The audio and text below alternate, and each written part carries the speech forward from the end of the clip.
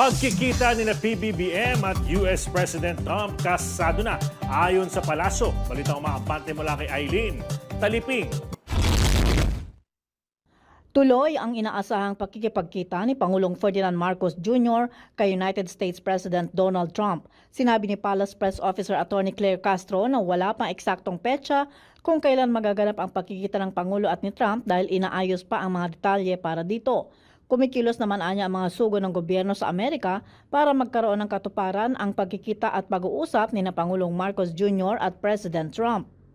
Matatanda ang inihayag ni Pangulong Marcos Jr. ang kagustuhang makipagkita at makipag-usap kay President Trump upang talakayin ang mga mahalagang usapin na may kinalaman sa ugnayan at relasyon ng Pilipinas at Amerika bilang matagal ng alyansa.